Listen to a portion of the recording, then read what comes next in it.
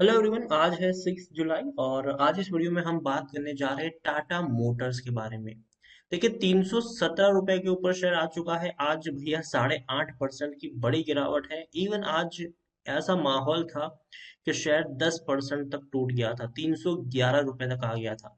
शुरुआती दौर में अच्छी खासी रफ्तार यहाँ पर देखने को मिली, 360 के करीब शेयर पहुंचा, लेकिन एक ही झटके में ऐसा क्या हो गया कि शेयर इतना ज्यादा टूट गया। उसके बारे में हम चर्चा करेंगे। बड़े बड़े ब्रोकरेज फर्म की यहाँ पर क्या कमेंट्री है उसके बारे में चर्चा करेंगे। खरीदने का कौन सा सही लेवल है उसके बारे में चर्चा करेंगे, और जिन्होंने खरीद के रखा है उनको क्या करना चाहिए वो भी हम यहाँ पर डिस्कस करेंगे। वीडियो को पूरा जरूर देखिएगा।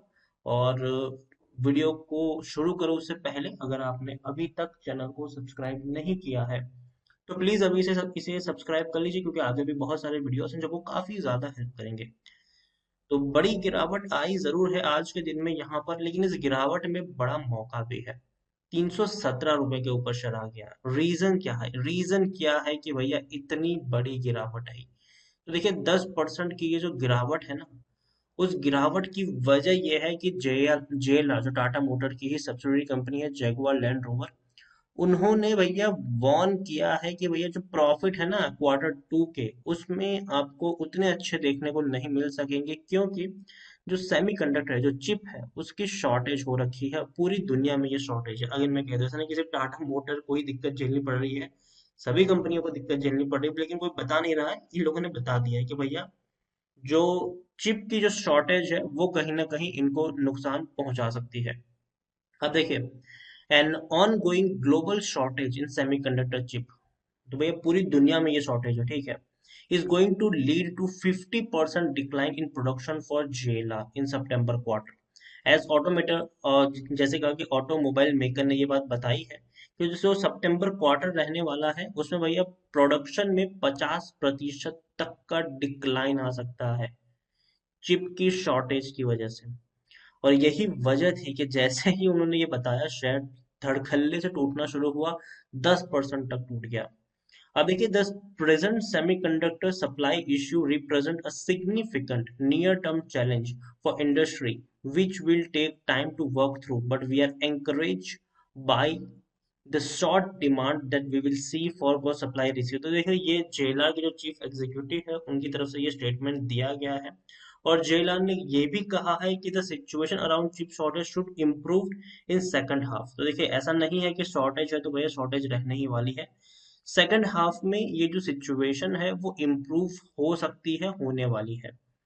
However, the broader underlying structure capacity issue will only be resolved as supplier investment in new capacity comes online। और देखिए, यहाँ पर यही है कि धीरे धीरे ये चीजें हैं वो सॉल्व कर ली जाएगी। और शॉर्ट टर्म का ये चीजें हैं, लेकिन वो शॉर्ट टर्म में जब ये स्टेटमेंट आया तो जाहिर सी बात है कि भैया प्रोडक्शन अगर इतना कम हो सकता है तो आप समझ सकते हैं कि किस तरीके की शॉर्टेज अभी बनी हुई है। दूसरी तरफ अगर हम देखें तो टाटा मोटर्स की जो गाड़ियां है वो महंगी होने वाली है। इस साल का तीसरा प्राइस हाइक है ये। इस साल 2 बार ये लोग अपनी गाड़ी के प्राइस बढ़ा चुके हैं।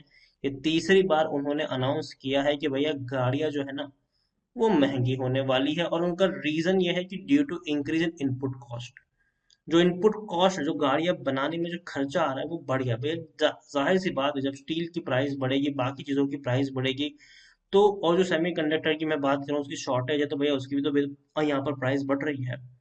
तो यही एक वजह है कि बाकी सारी जो मटेरियल है, इनपुट कॉस्ट है, उसका खर्चा बढ़ रहा है, जिसकी वजह से गाड़ियों की कीमत आपको बढ़ती हुई देखने को मिल सकती है, वो भी 1.80% तक।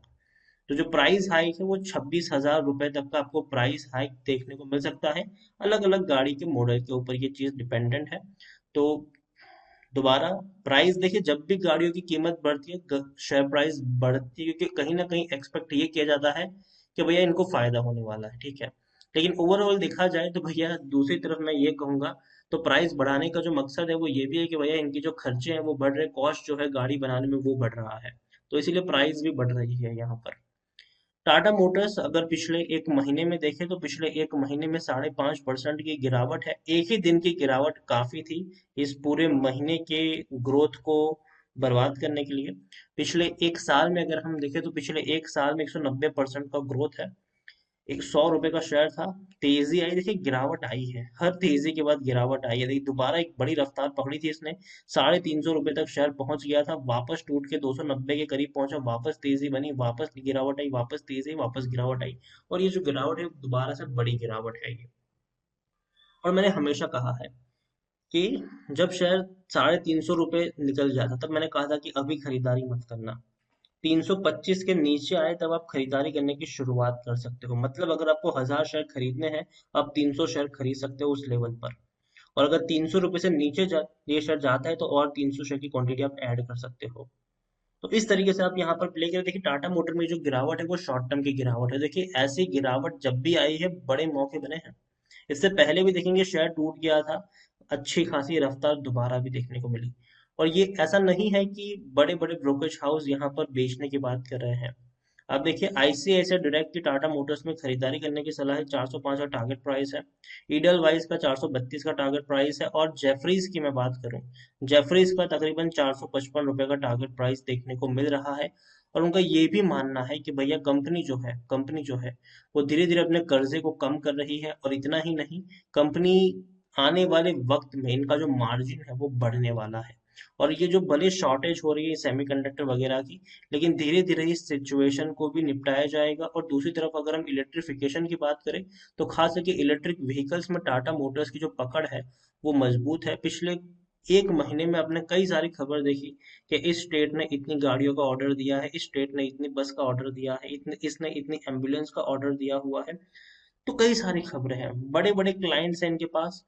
और डेफिनेटली तेजी आई है यहाँ पर, थोड़ी सी प्रॉफिट बुकिंग आ रही है इस खबर के चलते, यहाँ पर एक गिरावट आई है। और टाटा मोटर्स अगर जब टूटा तो बहुत सारे जो ऑटोमोबाइल शेयर्स थे वो भी टूटना शुरू हुए। और इवन टाटा ग्रुप के जितने भी शेयर्स थे वो सब टूटना शुरू हो गए यहाँ पर। तो मेरे हिसाब से शॉर्ट टर्म की ये डिक्लाइन है यहाँ पर। देखिए रिटेल इन्वेस्टर पैनिक कर जाते हैं, और मैं हमेशा कहता हूँ कि भैया पैनिक नहीं करना है जब तक आपको पता है कि कंपनी फंडामेंटली स्ट्रांग है, कंपनी का जो लॉन्ग टर्म का फ्यूचर है वो अभी भी बेहतर देखने को मिल सकता है। लार्ज कैप शेयर है ये, 1,17,000 करोड़ से भी ज्यादा का मार्केट कैप है। और आज देखिए कितने ज्यादा शेयर ट्रेड हुए हैं, 16,40,00,000 सिर्फ एनएससी में ट्रेड हुए हैं। तो बड़ी क्वांटिटीज ट्रेड हुई है, पैनिक ट्रेड भी देखने को मिले हैं। और इस गिरावट में लोगों ने फायदा उठाकर खरीदारी भी ज्यादातर करते हुए नजर आए हैं यहाँ पर। 46.41% की होल्डिंग प्रमोटर के पास है, प्रमोटर ने खरीदारी करी है। पहले प्रमोटर के पास 42% के आसपास की होल्डिंग थी, 4% से भी ज्यादा की होल्डिंग प्रमोटर ने खरीदी थी फरवरी महीने में इसी साल। और एफ के पास 13.78% की होल्डिंग है, 5.30% की होल्डिंग म्यूचुअल फंड और 5.80% की होल्डिंग इंश्योरेंस कंपनी के पास है। यहाँ पर देखा जाए तो प्रमोटर ने अपने गिरवी रखे हुए शेयर्स भी छुड़ाए हैं। 4% की जो होल्डिंग पहले गिरवी थी, आज 2% से भी कम की होल्डिंग गिरवी देखने को मिल रही है। सिटी बैंक न्यूयॉर्क डिपार्टमेंट के पास भी 10.65% की होल्डिंग टाटा मोटर्स की है। टेक्निकल रेटिंग अभी अच्छी नहीं है, रीजन यही है कि जो शॉर्टेज पैदा हुई है ना, ठीक है, ये कुछ दिनों तक परेशान कर सकती है, लेकिन नीचे के लेवल पर खरीदारी के मौके हैं, इस बात को याद रखिएगा। According to Moneycontrol user 71% लोग खरीदने की सलाह दे रहे हैं, और 24% लोग यहाँ पर बेचने की बात कर रहे हैं। 24% लोग, 5% लोग यहाँ पर होल्ड करने की नसीहत दे रहे हैं। और तो और अगर हम यहाँ पर देखने की बात करें तो टाटा मोटर्स में रेवेन्यू में डेफिनेटली डिक्लाइन आया है, ऐसा नहीं कि डिक्लाइन नहीं है, डेफिनेटली यहाँ पर डिक्लाइन आया है। लेकिन फिर भी भैया बहुत बड़ा रेवेन्यू कंपनी कमाती है, 2.5 लाख करोड़ के आसपास का रेवेन्यू है। प्रॉफिट्स भी अगर हम देखें तो पिछले 3 साल भैया नुकसानी में ही इनके गुजरे हैं। लेकिन जो शेयर प्राइस में जो तेजी देखने को मिल रही है उसका जो रीजन है वो यही है कि कंपनी का जो लॉन्ग टर्म का जो फ्यूचर है, खास करके इलेक्ट्रिक व्हीकल्स की जो हम बात करते हैं, इसमें इनका जो पॉजिटिव ट्रेंड देखने को मिल रहा है। टाटा पावर ने ऑलरेडी इंफ्रास्ट्रक्चर तैयार कर लिया है इलेक्ट्रिक व्हीकल्स के लिए, चार्जिंग स्टेशन जो है उसको लगा दिए गए उनकी तरफ से।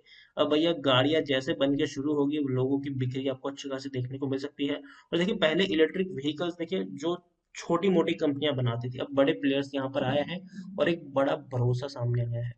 टाटा मोटर्स मेरे हिसाब से 300 के आसपास भैया बढ़िया मौका मिलने वाला है बाइंग का, उस मौके को गंवाना नहीं चाहिए। जिन लोगों ने ऑलरेडी खरीदारी करके रखी है, देखिए पैनिक में आकर, और अभी भी आपके पास है ये, ठीक है, तो अगर मैं कहूँगा पैनिक में पड़ने की जरूरत नहीं है। अगर 300 रुपये से नीचे ये शेयर ज्यादा है तो आप वहां से थोड़ी और क्वांटिटी को ऐड कर सकते हैं लॉन्ग टर्म के लिए। अगेन मैं कह रहा हूँ, देखिए जो साफ साफ जेलान ने बताया है कि भैया इनको थोड़ा सा एक क्वार्टर जो है वो दिक्कत भरा है इनके लिए, लेकिन अगले क्वार्टर में जो सप्लाई है वो दोबारा से लौटेगी। तो आप खुद सोचिए कि जो प्रोडक्शन दोबारा जब देखने को मिलेगा तो वो काफी हाई प्रोडक्शन यहाँ पर आएगा, और गाड़ियों की डिमांड भी बढ़ने वाली है आने वाले वक्त में। तो यही कहूंगा, बने रहिए टाटा मोटर्स के साथ। और गिरावट में मौके हैं, देखिए अगेन मैं कह रहा हूँ यहाँ पर थोड़ी बहुत गिरावट देखने को मिल सकती है, लेकिन मौके हैं 300 रुपए के आसपास। ठीक है, तो उस मौके को गंवाना नहीं चाहिए, बार बार मौका नहीं मिलने वाला है। और हाँ, नीचे के हर लेवल पर बाइंग के मौके मिलने वाले, अगर आप लॉन्ग टर्म के निवेशक हो तो बने रह सकते हैं यहाँ पर। लेकिन नजरिया थोड़ा बहुत लॉन्ग टर्म का आपको यहाँ पर रखना पड़ेगा। आने वाले दिनों में टाटा ग्रुप के जो शेयर्स है, खास करके टाटा मोटर्स जो है काफी ज्यादा फ्लक्चुएट करता हुआ नजर आ सकता है। लेकिन लॉन्ग टर्म का जो इसका ट्रेंड है वो पॉजिटिव रहने वाला है। वीडियो को यहीं पे एंड करूंगा। पसंद आया हो तो लाइक करो, शेयर करो, चैनल पर अगर पहली बार है तो प्लीज सब्सक्राइब करो। टाटा मोटर्स के बारे में क्या सोचते हैं वो भी आप मुझे कमेंट में लिखकर बता सकते हैं। Thank you.